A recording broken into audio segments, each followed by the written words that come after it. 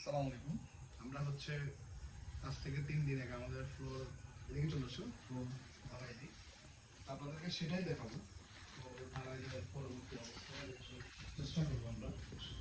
যেহেতু আমি হচ্ছে যে গাভী পালন নিয়ে কাজ করবো, সেটা হচ্ছে যে ফ্লোরটা ওরকমভাবেই ঢালাই দেওয়া। বেশি না, আমরা হচ্ছে সর্বোচ্চ 3 ইঞ্চি ফ্লোরটা ঢালাই দিছি। আমরা পানির লাইন রাখছি দুইটা, একটা হচ্ছে ওই মাথায় আর একটা হচ্ছে মাছ বরাবর। মাছ বরাবর বলতে আমাদের এখানে হচ্ছে দেখার দিকে এখানে হচ্ছে আমাদের প্রায় 6টা শেড, 6টা গরুর জন্য রাখা হয়েছে। আর ওর পাশে হচ্ছে 2টা গরুর জন্য জায়গা রাখা হয়েছে। তো টোটাল হচ্ছে 8টা গরুর জন্য শেড করা হয়েছে। তো ওই জন্য হচ্ছে মোটামুটি আমরা 2টা লাইন দিয়েছি, একটা ওর পাশে একটা হচ্ছে মাঝখানে। আর যেহেতু হচ্ছে যে মানে বর্ষা সিজন, তেমন একটা পানি দিতেও হয়নি, তো মোটামুটি ঠিক আছে। আর আমরা হচ্ছে যে পুরোটাই নিয়ে একটা ভিডিও বানাবো, জাস্ট আপনাদেরকে দেখানোর ট্রাই করছি যে ফ্লোরটা ঢালাই হয়েছে কিরকম হয়েছে, গাভীর জন্য কিরকম দিব সেটা দেখানোর জন্য।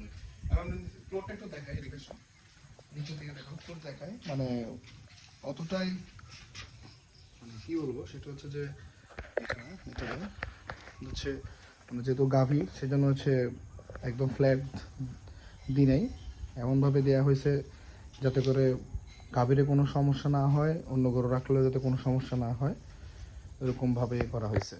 এখন আস্তর বাকি, আস্তর হওয়ার পর বাকিটা হবে আর কি।